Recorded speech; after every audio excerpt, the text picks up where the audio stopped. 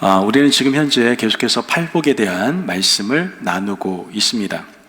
저번 주 말씀을 잠깐 다시 한번 생각해 보면, 애통하는 자는 복이 있나니 그들은 위로를 받을 것이며 라는 말씀을 우리가 함께 묵상을 하게 되었습니다. 애통하는 사람이란 어떤 사람입니까? 하나님의 눈으로 자신을 볼 때 슬퍼하는 것, 애통하는 그러한 사람이 바로 성경에서 말하는 애통하는 자다라고 말씀을 드렸습니다. 즉, 거룩하신 하나님 앞에 서보니까 내 자신의 죄를 딱 내놓으니까 애통할 수밖에 없더라는 거예요.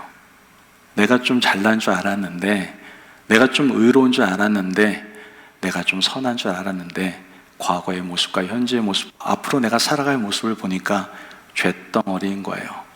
하나님 앞에서 눈물 흘리지 않고는 도저히 할 수 없는 사람들, 애통하는 사람, 그게 바로 성경에서 말하는 애통할 줄 아는 사람이죠.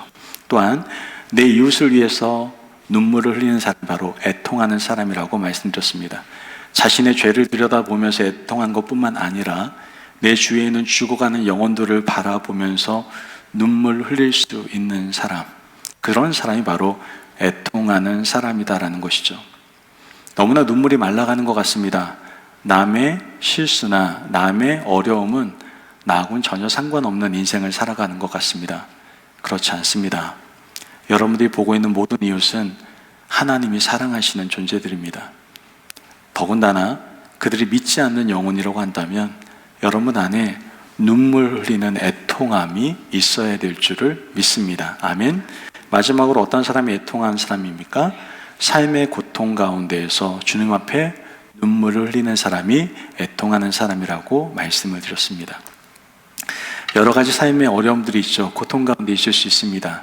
그때 하나님 앞에 가슴을 찢으며 눈물을 흘리시는 사람, 이러한 사람이 바로 애통하는 사람이고, 이렇게 애통하며 기도하는 사람들을 하나님께서는 기억하시고 그들에게 가까이 가셔서 어떻게 하신다고요? 위로의 복을 부어주신다라고 성경은 말씀을 하고 있는 겁니다. 하나님은 본래 위로와 격려, 회복의 하나님이시기 때문에 이렇게 애통하는 자 가운데 위로함의 은혜를 부어주신다는 것이죠. 오늘은 온유한 자의 복에 대해서 여러분들과 함께 말씀을 이제 나눠보려고 합니다. 오늘 말씀에서는 온유함을 믿음의 사람들이 가져야 될 하나님의 성품 중에 하나다라고 우리에게 소개를 하고 있습니다. 온유함. 여러분, 온유함이란 무엇입니까? 마태복음 5장 5절 말씀, 오늘 본문 말씀은 분명히 얘기합니다. 온유한 자는 복이 있나니 그들이 땅을 기업으로 받을 것이며, 온유한 자는 복이 있대요. 그렇다면 온유함이란 도대체 무엇입니까?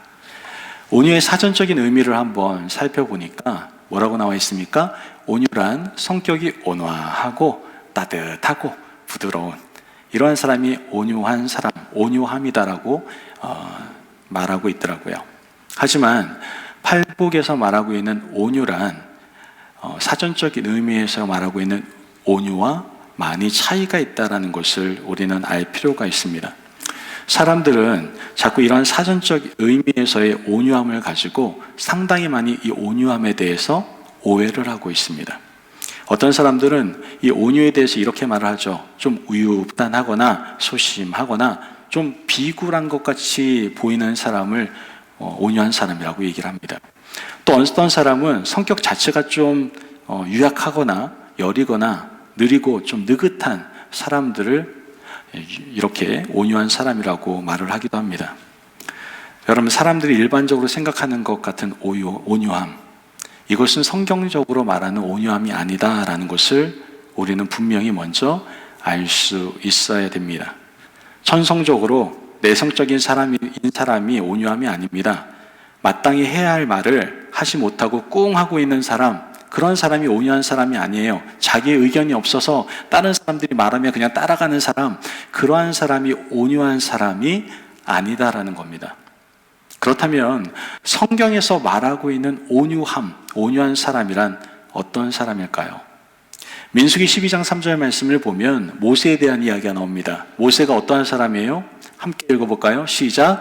이 사람 모세는 온유함이 지면의 모든 사람보다 더하더라. 아멘. 이 사람 모세가 어떤 사람이에요? 온유한 사람이라고 성경은 분명히 우리에게 말씀해 주고 있습니다. 모세가 온유한 사람 맞습니까? 아니, 온유한 사람이 그렇게 혈기왕성해요? 자기 손으로 사람도 때려 죽였어요. 그런데 어떻게 그런 사람이 온유한 사람이라고 말할 수 있습니까? 어떻게 모세가 천성적으로 온유한 자라고 우리는 말할 수 있냐 이거죠. 그런데 우리가 볼 때는 도대체 온유한 사람이 아니에요. 성격도 좀 있는 것 같고 자기의 혈기를 못 참아가지고 사람도 죽일 정도로 뭔가 온유함과는 거리가 먼 것 같아요. 그런데 왜 성경에서는 모세를 온유한 자라고 칭했던 것일까요? 그 답을 우리는 출애굽 과정에서 살펴볼 수가 있습니다. 이스라엘 백성들을 데리고 모세가 출애굽을 하는 과정 가운데에서 모세는 항상 하나님 앞에 서게 됩니다. 하나님 앞에 서서 어떻게 했습니까? 항상 어떤 모든 일에든 결정에 있어서든 하나님께 기도하는 것을 보게 됩니다. 그리고 어떤 자기의 생각보다는 하나님의 생각을 인정하고 하나님께 항복하고 복종했던 모습이 바로 모세의 모습이었다라는 것을 우리는 알 수가 있게 되는 것이죠. 그러므로 우리는 이러한 모세의 모습을 통해서 모세가 온유하다라고 하는 것은 타고난 어떤 성격이나 인간적인 인격 자체를 말하는 것이 아니라 바로 하나님 안에서, 하나님의 관계 안에서 하나님을 전적으로 의지하고 하나님의 통제를 받는 사람이었기 때문에 온유한 자라 칭함받게 되었다는 것을 우리는 알 수가 있게 되는 겁니다. 온유함이란 먼저 하나님 안에서 형성이 돼야 돼요. 우리는 주위에 있는 사람에게 저 사람 참 온유한 사람이야 라고 얘기하는데 그건 사전적 의미에서 온유함이에요. 성경적 의미에서 온유함이란 하나님이 존재하지 않으면, 하나님 안에서 있지 않으면 절대로 가질 수 없는 온유함이에요. 성경에서 말하는 온유함은 그런 인간적인 온유함이 아니라 하나님의 성품 가운데 온유함을 우리에게 말씀해 주고 있다는 것이죠. 그 온유함은 다른 것이 아니라 바로 하나님의 절대적인 통제 아래에서 통제를 인정하면서 그 통치를 인정하며 살아가는 사람을 바로 온유한 사람이다라고 말씀하고 있다라는 거예요. 우리는 여기서 일반적인 온유한 사람과 성경에서 말하는 그 온유한 사람의 차이점을 분명히 알 수가 있게 됩니다. 일반적으로 온유한 사람이란 자기 스스로를 좀 통제할 수 있을 만한 사람일지 모르겠습니다. 하지만 성경에서 말하는 온유한 사람이란 하나님께 철저히 통제받고 통치받는 사람을 말하고 있다는 것을 우리는 분명히 알게 되는 겁니다. 여러분, 한번 생각해 보세요. 우리가 아무리 선하게 살고 온유하게 살려고 노력해도 우리 본성 자체가 죄인입니다. 그렇기 때문에 우리가 아무리 잘 통제한다 하더라도 결국 우리가 통제하는 기준은 뭡니까? 죄인의 기준이에요. 죄인의 기준에서밖에 통제할 수가 없다라는 거예요. 통제할 수밖에 없다는 것이죠. 그러다 보니 자기 자존심 좀 건드리면은 그냥 머리 받아 버리잖아요. 어디서 나한테 그딴 말하고 그래? 막 이러면서 그냥 방어 기제 때문에 방어 심리로, 방어 본능으로 그 사람에게 더 많은 상처를 주는 것을 우리는 보게 됩니다. 손해보는 것 싫어하고 자신에게 상처 준 사람에게는 한두 배가 아니라 몇 배로 되갚아주려고 하는 마음이 드는 것이 바로 우리의 죄성의 모습이다라는 것이죠. 그러나 하나님의 또한 예수님의 또한 성령님의 통제를 받는 사람은 기준이 하나님이 기준이십니다. 그래서 하나님의 긍휼의 마음을 가지게 되는 것이죠. 결코 자신이 상처를 받았다고 해서 아픔을 받았다고 해가지고 안 갚음을 하거나 또한 오히려 되갚음하려고 하는 그런 모습이 아니라 오히려 용서해 주는 것을 우리는 보게 됩니다. 분열과 나눔이 아니라 화평케 하는 자가 되려고 노력하고 오리를 가져오고 심리까지 가질 수 있는 그러한 섬기는 자가 되어줄 수 있으며 왼뺨을 치며 오른뺨을 돌려댈 수 있는 원수까지라도 사랑하는 그런 헌신자가 될 수 있는 사람, 이게 바로 성경에 말하는 온유한 사람의 모습이다라는 것이죠. 이와 같이 온유한 사람은 하나님 앞에서 온유한 사람으로서 하나님의 성품인 온유함을 내 주위에 있는 모든 사람들에게 드러낼 수밖에 없게 되는 겁니다. 여러분, 묻겠습니다. 여러분 어떠세요? 온유한 자 맞습니까? 아니, 사전적인 온유한 자 말고 정말 성경에서 말하는 온유한 자입니까? 정말 하나님의 절대적인 통제와 통치를 받으며 하나님의 긍휼하심과 그 사랑을 가지고 살아가고 계십니까? 내가 온유한 자라고 한다면 여러분 기억하십시오. 전적으로 하나님의 통치를 받고 하나님 나라의 성품인 온유함을 사람들에게 드러내야 하는 삶을 살아가야 된다는 것을 꼭 기억하실 수 있는 저와 여러분 되시길 주님의 이름으로 축복합니다. 아멘.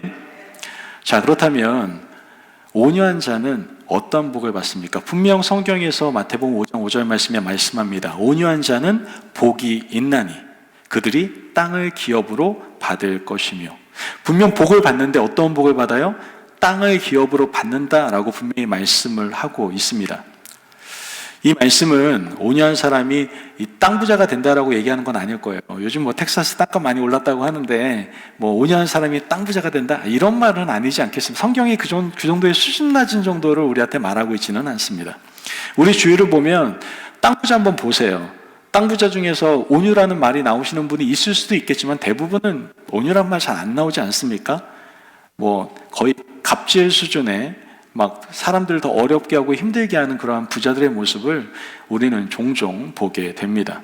또한 반대로 온유한 사람이면서도 땅이 없는 사람들이 있어요.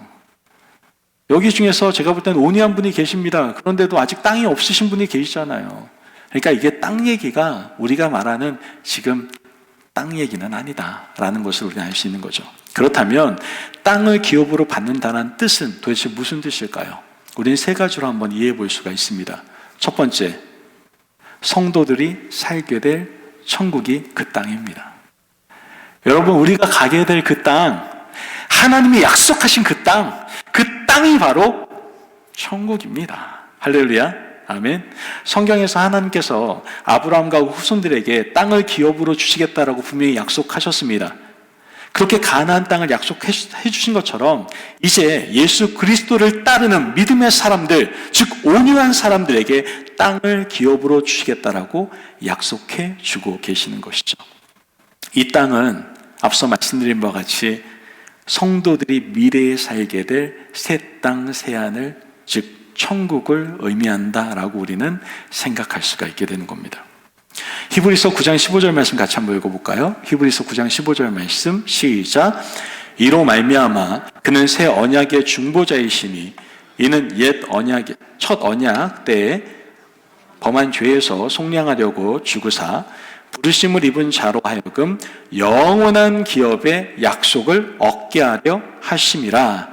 아멘. 믿으십니까? 아멘. 예수님께서 우리의 죄를 위하여서 죽으신 이유는 다른 것이 아니라 바로 약속한 영원한 기업을 얻게 하시기 위함이다라고 성경은 말하고 있어요. 아멘. 영원한 기업이 땅입니다. 땅. 영원한 땅을 우리에게 주시기 위해서 예수님 십자가에 못 박혀 죽었다라고 성경은 말합니다.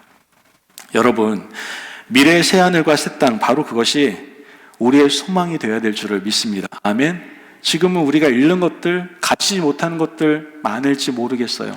나는 건강을 잘 갖지 못했어요. 나는 물질적으로 여유가 없어요. 나는 여러 가지 어려움들이 있어요. 여러분, 그러나 걱정하지 마십시오. 예수 믿는 그 사람에게는 땅을 기업으로 주실 것이요, 우리가 영원히 잃지도 않고 부족함이 없는 하나님의 통치가 가득한 그 천국이 여러분에게 준비되어 있다는 것을 기억하시고 믿을 수 있는 저와 여러분 되시길 주님의 이름으로 축복합니다. 아멘. 여러분, 이 소망이 있기 때문에 지금의 어려움과 괴로움, 모든 것들 가운데에서 우리는 극복하며 살아갈 수가 있는 겁니다. 이 소망이 없다면 지금의 괴로움이 정말 나에게 괴로움이 돼야죠. 지금의 어려움, 지금의 힘듦, 지금의 버틸 수 없는 이 순간은 나에게 최악의 순간이 되어야 될 겁니다. 그러나 우리는 이 땅 가운데 모든 것들이 최악일 수가 없어요. 왜요? 우린 최고로 하나님께서 준비해 놓으신 천국 소망은 하나님 나라에 대한 소망이 있기 때문이다라는 것이죠. 여러분, 우리 좀 힘들고 어렵습니까? 요즘 경제적으로도 힘들다고 하고 요즘 어르신들 좀 많이 아프세요. 제가 매번 전화드리면은 좀 나아졌어요 그러는데 또 하루가 지나면 좀 몸이 아프다고 또 얘기하시기도 하고요. 그런 여러 가지 건강이든 경제적으로든 또한 가정적으로든 개인적으로 어려운 상황이 있을 때 우리 좀 힘냈으면 좋겠습니다. 뭐 때문에? 이 하나님 나라 소망, 천국 소망으로 힘을 내며 살아갈 수 있기를 주님의 이름 축복합니다. 아멘. 좀 이 찬양 부르면서 힘을 냈으면 좋겠어요. 제가 좋아하는 찬양 중에 하나인데 어떤 찬양인지 한번 같이 보도록 할까요? 죄 많은 이 세상은 내 집안이네. 내 모든 보안은 저 하늘에 있네. 저 천국 문을 열고 나를 부르네. 나는 이 세상에 정들 수 없도다. 오 주님 같은 친구 없도다. 저 천국 없으면 난 어떻게 하나. 저 천국 문을 열고 나를 부르네. 나는 이 세상에 정들 수 없도다. 아멘. 여러분, 우리에게 천국이 있습니다. 할렐루야. 아멘. 그 천국 소망을 가지고 힘차게 살아가시기를 주님의 이름으로 축복합니다. 두 번째로 우리에게 땅을 기업으로 준다는 말은 무엇입니까? 바로 이 땅에서 지금 살아가고 있는 이 세상 가운데에서 하나님 나라를 살아가는 것을 말합니다. 이 땅에서 하나님 나라를 살아가셔야 돼요. 땅을 기업으로 받는다는 뜻은 미래에 받을 새 땅, 새 하늘, 즉 천국뿐만 아니라 현재적으로 누리는 복 또한 우리에게 말씀하고 있는 겁니다. 하나님의 나라는 미래, 즉 새하늘과 새 땅, 천국에서만 시작되는 것이 아니라 바로 이 땅에서 시작될 수 있어야 된다는 것이죠. 그래서 하나님의 나라가 언제 오느냐고 묻는 바리새파 사람들에게 주님께서는 뭐라고 말씀하십니까? 천국이 너희 가운데 있느니라 라고 말씀하시는 것을 보게 됩니다. 주님이 계신 곳, 주님이 통치하시는 곳이 바로 천국이다라는 것을 그들에게 알려주신 것이죠. 사도 바울은 로마 성도들에게 이렇게 말하는 것을 보게 됩니다. 로마서 14장 17절 말씀을 보면 하나님의 나라는 먹는 것과 마시는 것이 아니요 오직 성령 안에 있는 의와 평강과 희락이라. 믿으십니까? 아멘. 여러분, 이 모습은 바로 하나님이 통치하는 교회의 모습임을 우리는 알 수가 있습니다. 왜냐? 사도 바울이 지금 로마 교인들에게 이 말씀을 전하고 있는 거거든요. 교회 안에는 뭐가 있어야 된다는 거예요? 의와 평강과 희락이 있어야 된다는 것을 말씀을 해주고 있는 겁니다. 의란 뭡니까? 하나님과의 관계성, 성도 간의 관계성을 얘기하는 거예요. 우리에게는 정말 그러한 관계성이 가득한 아름다움이 교회 안에 있어야 된다는 것이고, 또 더 나아가 옆에 나와 있는 것처럼 평강이, 언제나 교회 안에는 평화가 가득해야 되고, 또한 희락이, 늘 기쁨이 가득한 곳이 바로 교회가 되어야 된다는 것을 사도 바울은 말씀을 하고 있는 겁니다. 그것이 바로 교회이고 하나님의 나라임을 증거하고 있는 것이죠. 우리 교회는 이런 성령님 안에서의 의와 평화와 기쁨을 누리고 있습니까? 만약 그렇게 누리지 못하고 있다면 우리가 지금 온유한 자가 아니어서 그렇습니다. 아직도 성경적인 하나님께서 말씀하신 온유한 자가 아니라 사전적 의미에서 그저 좀 괜찮은 온유한 자는 많을지 모르겠는데, 하나님이 말씀하신 성경적인 온유한 자가 없기 때문에 교회가 하나님의 의, 성령 안에서의 의, 평강, 희락이 없는 것이죠. 저는 우리 교회가 이 지상에서 맛볼 수 있는 하나님의 나라인 줄을 믿습니다. 아멘. 모든 성도님들이 다 온유한 자가 되어서 이 기쁨을 마음껏 누릴 수 있는 은혜가 가득하기를 간절히 바랍니다. 아멘. 사도 바울은 골로새 교회에게 이렇게 권고를 합니다. 골로새서 3장 12절에 15절 말씀인데, 이 권고는 바로 우리 교회에게도 하는 권고다라고 저는 마음에 와닿습니다. 한번 그 권고를 같이 한번 읽어보도록 하겠습니다. 시작. 그러므로 너희는 하나님이 택하사 거룩하고 사랑받는 자처럼 긍휼과 자비와 겸손과 온유와 오래 참을 옷 입고, 누가 누구에게 불만이 있거든 서로 용납하여 피차 용서하되 주께서 너희를 용서하신 것 같이 너희도 그리하고 이 모든 것 위에 사랑을 더하라. 이는 온전하게 매는 띠니라. 그리스도의 평강이 너희 마음을 주장하게 하라. 너희는 평강을 위하여 한 몸으로 부르심을 받았나니 너희는 또한 감사하는 자가 되라. 아멘. 아멘. 이게 바로 하나님께서 우리 교회에게, 사도 바울을 통해서 말씀하시는 거예요. 이게 하나님의 나라란다, 얘들아. 이런 모습이 하나님의 나라란다. 지금 말씀을 보면 성도 간의 관계를 말하고 있죠. 14절 말씀을 좀 더 정확히 말씀을 드리면 그리스도의 평화가 지배하는 관계, 성도 간에 그리스도의 완전한 하나됨과 조화가 이루어지는 관계를 우리에게 말씀해 주고 있는 겁니다. 이것이 바로 에덴 동산의 회복을 의미한다라고 우리는 생각해 볼 수 있지 않겠습니까? 여러분, 교회는요, 분열과 불안과 죄와 죽음이 지배하는 이 세상에서 그리스도의 평화가 지배했던 에덴 동산의 모습을 드러내는 곳이 바로 교회일 수 있어야 됩니다. 세상은 막 물고 뜯고 싸우고 지지 않으려고 막 바득바득 움직이지만 교회는 그 가운데에서 어떻게 해야 돼요? 평화를 이루어내기 위해서, 참된 기쁨을 이루어내기 위해서 힘쓰는 곳이 바로 교회일 수 있어야 된다는 것이죠. 우리는 주님께서 앞으로 이루어 주실 새하늘과 새 땅, 정말 그 천국을 드러내도록 우리가 부르심을 받았습니다. 우리 교회를 보면서 하나님 나라가 보여야 되는 거예요. 우리 교회를 보면서 천국이 이런 곳이구나 라는 것을 깨달을 수 있어야 돼요. 그런데 교회 왔는데 이거 세상보다 더하다 더해, 이런 말 들으면 이거는 하나님께서 원하시는 하나님 나라의 교회의 모습이 아닌 것이죠. 물론 교회는 완벽하지 않습니다. 하지만 우리는 언제나 주님의 모습을 닮아가는 모습, 그래서 하나님 나라를 세워가는 모습이 교회에 있어야 된다는 것이죠. 그러므로 교회 안에서 모든 것 위에 사랑을 더함으로 온전하여서 이 땅 가운데 그 선한 영향력을 끼칠 수 있는 우리 임마누엘 교회 성도님들 되시길 주님의 이름으로 축복합니다. 아멘. 세 번째 뭐라고 말씀하십니까?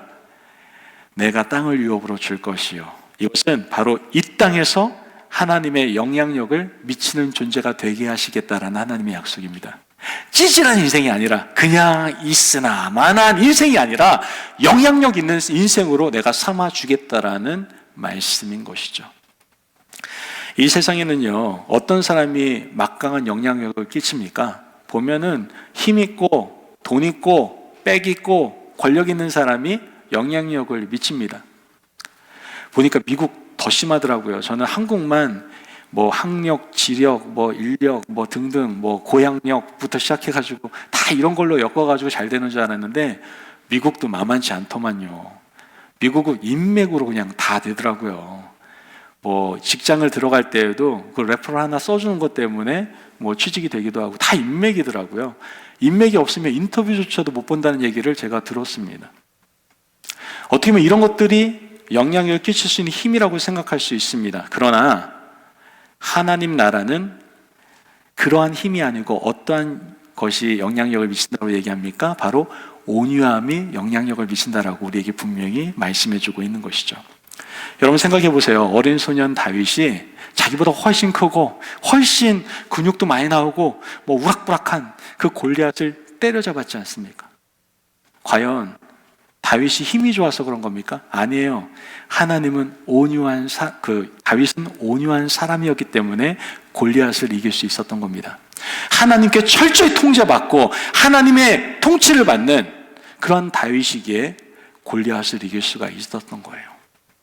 뿐만 아니라 사도 바울도 마찬가지입니다. 사도 바울이 사역하던 그 시대는 그때 당시에 최고의 권력을 가진 유대 종교 지도자들이 존재하고 있었어요. 그런데 그들과 맞서서 복음을 전하는 사도 바울의 모습을 우리는 보게 됩니다. 이 모습은 바로 온유함이 가장 강력한 영향력이다라는 것을 우리에게 분명히 보여주고 있는 것이죠. 우리 주님께서는 이 진리를 이미 우리에게 보여주셨습니다. 온유함이 영향력이다라는 것. 그래서 예수님께서 이 땅에 내려오시고 33년의 공생의 사역을 충성히 감당하시고 그걸로 끝인 것이 아니라 온유함을 나타내시기 위하여 자신이 우리 인간의 모든 죄를 짊어지시고 십자가에 못 박혀 돌아가신 것이죠. 그리고 우리에게 새 소망, 희망을 주시기 위하여 부활, 승천하시는 사건을 우리에게 보여주신 것을 우리는 알게 됩니다. 이게 바로 이러한 온유함이 바로 세상을 변화시킨다라는 것이죠. 여러분 기억하십시오. 온유함으로 행동을 잘했기 때문에, 온유한 행동을 했기 때문에 보상으로 땅을 다스린 자가 되는 것이 아닙니다. 온유한 자를 통해서 하나님 나라를 세워가는 것이 바로 하나님의 방법임을 우리 오늘 이 말씀을 통해서 깨달을 수가 있게 되는 겁니다. 하나님께서는 온유한 자를 세우셔서 하나님의 나라를 이 땅 가운데 세워 가십니다. 온유한 모세를 통해서 출애굽하게 하시고, 그래서 하나님의 약속의 땅으로 이끄시는 것을 보게 되죠. 온유한 다윗을 통해서 하나님의 왕국을 세워가는 것을 우리는 또한 보게 됩니다. 온유한 예수님을 통해서 세상을 이기셨고, 지금도 강력한 영향력이 그 보혈의 피에 그 보혈의 능력이 우리 믿음의 신앙인들에게 흘러 넘치고 있습니다. 또한 온유한 사도들의 순교의 피가 지금까지도 그 힘을 발산하고 있는 것을 우리는 깨닫게 됩니다. 그러므로 온유함으로 이 땅 가운데 영향력을 미치는 저와 여러분이 되시기를 주님의 이름으로 축복합니다. 아멘. 어떤 힘이 아닙니다. 돈이 아니에요. 내가 정말 온유함을 가지고 있다면 우리는 이 세상 가운데 막강한 영향력을 발휘할 수 있습니다. 그러한 가정이 될 수 있고 그러한 교회가 될 수 있다는 것이죠. 자, 그렇다면 마지막으로 그러면 나도 온유한 자가 돼야 되겠는데, 이렇게 온유한 자의 축복이 있는데 어떻게 온유한 자가 될 수 있을까? 두 가지로 여러분에게 요약해서 말씀드리면 한번 따라해 볼까요? 첫 번째, 주님이 이래가지고 어떻게 온유한 자가 됩니까? 다시, 주님이 나의 주인이 되셔서 나를 통치하셔야 합니다. 여러분, 내가 온유한 자가 되기 위해서는 하나님이 나의 주인이 되어셔서 주님이 나를 통치하셔야 돼요. 통치하셔야 돼요. 그렇지 않고서는 우린 온유한 자가 될 수가 없습니다. 온유한 자란 하나님 안에서, 하나님의 관계 안에서 이루어지는 것이기 때문에 그분이 나의 주인이 되셔서 나를 통치해 주셔야만 해요. 그렇다면 그분의 통치를 받기 위해서는 우리 어떻게 해야 될까요? 양은 목자의 음성을 들을 것이요. 여러분들, 하나님의 말씀을 들으셔야 돼요. 말씀에 귀를 기울이셔야 됩니다. 그래야 우리는 그 말씀을 듣고 그분의 통치, 그분의 통제를 따를 수가 있게 되는 겁니다. 오늘도 이 시간에 여러분에게 하나님은 말씀하십니다. 그리고 사랑하는 내 양들아, 내 음성이 들리니? 라고 말하고 계십니다. 그 음성을 들으시고 그분의 통치를 인정하십시오. 그리고 그 통치를 따르십시오. 그렇다면 여러분은 온유한 자의 삶을 살게 될 줄을 믿습니다. 아멘. 두 번째로, 온유한 자가 되려면 어떻게 해야 됩니까? 따라해 볼까요? 늘 성령 충만함 속에서 살아야 합니다. 아멘. 여러분, 다른 방법이 없어요. 늘 성령 충만함 속에 사셔야 돼요. 성령 충만함 속에서. 온유함을 얻고 유지하려면 성령 충만함을 받아야 됩니다. 성령님, 나에게 오세요. 성령 충만함이 나에게 임하기를 원합니다. 날마다 기도하며 성령님의 소리에 귀를 기울일 수 있어야 돼요. 온유함이 성령 하나님이 주시는 열매다라는 것을 우리 잊지 않아야 됩니다. 성령의 9가지 열매 가운데 온유가 있잖아요. 성령 하나님의 열매예요, 열매. 성령님은 우리의 굳은 마음을 부드러운 마음으로 바꾸실 수 있는 분이 바로 성령님이시다는 것을 여러분들 믿고 늘 성령 충만을 갈급하실 수 있는 저와 여러분 되시길 주님으로 축복합니다. 아멘. 요즘 믿는 사람들조차도 마음이 굳은 사람들이 너무나 많아요. 마음이 너무나 딱딱히 굳어가지고 성령의 단비가 내려도요, 그 안에 들어가질 못해요. 이번에 텍사스에 엄청난 비가 내렸지 않습니까? 기록적인 호우가, 비가 내렸다라고 저쪽 포토스 쪽에 내렸다는 이야기를 들었습니다. 그런데 거기서 너무 많이 내려서 어떻게 됐습니까? 홍수가 났잖아요. 홍수가 난 이유를 물어보니까 너무나 오랜 기간 동안 비가 내리질 않아서 땅이 너무나 딱딱해졌다는 거예요. 그래서 비가 내려도 흡수가 안 됐대요. 그게 다 흘러 넘치기 시작하면서 홍수가 났다라는 얘기를 들었습니다. 여러분, 우리의 마음이 그렇게 굳어져 있지는 않습니까? 우리의 마음이 성령의 단비가 내려도 흡수가 되지 못할 정도로 굳어 있지는 않습니까? 오늘 시간에 성령님, 나에게 은혜의 단비를 주시고 내 마음을 귀경하여 주옵소서. 성령의 단비를 다 너무나도 잘 흡수할 수 있는 그런 땅으로 우리가 세워질 수 있도록 귀경하여 주옵소서라고 기도할 수 있는 저와 여러분이 되셨으면 좋겠습니다. 아멘. 여러분, 온유함을 위해서는 성령님을 온전히 의지하셔야 돼요. 매 순간순간마다 성령님께 물으셔야 돼요.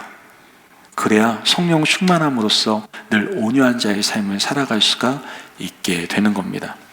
오늘 말씀 묵상하며 온유한 자가 되어서 우리 천국의 기쁨을 좀 누립시다.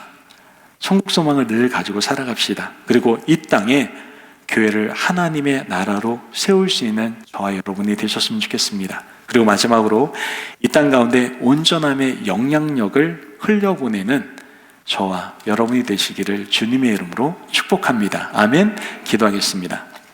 사랑이 많으신 아버지 하나님 감사합니다. 오늘 우리에게 온유한 자는 복이 있나니 땅을 기업으로 받을 것이며, 하나님, 이제 우리가 온유한 자가 되기를 원합니다. 온유한 자가 되기 위해서 이젠 주님이 나의 주인 되셔서 오직 주님만의 통치와 주님만의 통제를 따를 수 있는 저희들 될 수 있도록, 그리고 늘 성령 충만함을 갈급할 수 있는 존재가 될 수 있도록 우리를 이끌어 주옵소서. 우리에게 그 귀한 은혜를 부어주실 줄 믿으며 예수님의 이름으로 기도합니다. 아멘.